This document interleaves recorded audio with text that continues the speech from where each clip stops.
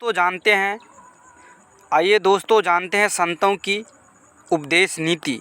संतों की उपदेश देने की रीति नीति भी अनूठी होती हैं। कई संत अपने पास आने वाले से ही प्रश्न करते हैं और उनकी जिज्ञासा को जगाते हैं और सही मार्गदर्शन करते हैं। आचार्य रामानुचार्य एक महान संत एवं संप्रदाय धर्म के आचार्य थे। दूर दूर से लोग उनके दर्शन एवं मार्गदर्शन के लिए आते थे। सहज तथा सरल रीति से वे उपदेश देते थे। एक दिन एक युवक ने उनके पास आया और पैर में वंदना करके बोला, मुझे आपका शिष्य होना है, आप मुझे अपना शिष्य बना लीजिए। रामानुचार्य ने कहा, तुझे शिष्य क्यों बनाना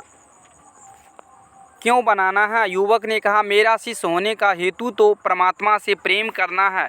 संत रामानुचार्य ने तब कहा, इसका अर्थ है कि तुझे परमात्मा से प्रीति करनी है, परंतु मुझे एक बात बता दे कि क्या तुझे तेरे घर के किसी व्यक्ति से प्रेम है?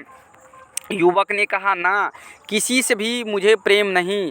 तब फिर संत ने पूछा, तुझे तेरे माता पिता या भाई बहन पर स्नेह आता है क्या? युवक ने नकारते हुए कहा, मुझे किसी पर भी तनिक मात्र भी स्नेह नहीं आता। पूरी दुनिया स्वार्थपरायण है, ये सब मिथ्या मायाजाल हैं, इसीलिए तो मैं आपकी शरण में आया हूँ। तब संत रामानुज ने कहा, बेटा, मेरा और तेरा कोई मेल नहीं, तुझे जो चाहिए वो मैं नहीं दे सकता। युवक यो सुन स्तंभ हो गया। उसने कहा, संसार को मिथ्या मानकर मैंने किसी से प्रीति नहीं की, परमात्मा के लिए मैंने इधर उधर भटका। सब कहते थे कि परमात्मा के साथ प्रीति जोड़ना हो तो संत रामानुज के पास जा, पर आप तो इनकार कर रहे हैं।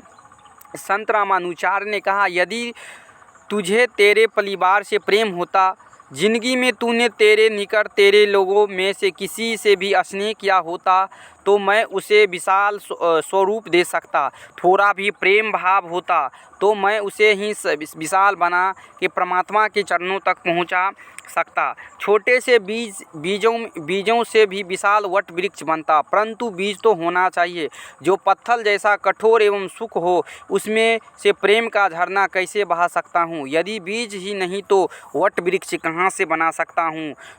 तूने किसी से प्रेम किया ही नहीं तो तेरे भीतर परमात्मा के प्रति प्रेम की गंगा कैसे बहा सकता हूँ? कहानी का सार ये है कि जिसे अपने निकट के भाई बंधु से प्रेम भाव नहीं, उसे ईश्वर से प्रेम भाव नहीं हो सकता। हमें अपने आसपास के लोगों और कर्तव्य से मुंह नहीं मोड़ सकते हैं। यदि हमें आध्यात्मिक कल्याण चाहिए तो अपने धर्म कर्तव्य के भी उत्तम रीति से पालना करना होगा। दोस्तों, ये कहानी परमात्मा से प्रेम कैसे किया जाता है इसके बारे में बताता है। दोस्तों, इस कहानी से जुड़ने के लिए वीडियो को सब्सक्राइब कर लाइक कर दीजिएगा। राधे राधे।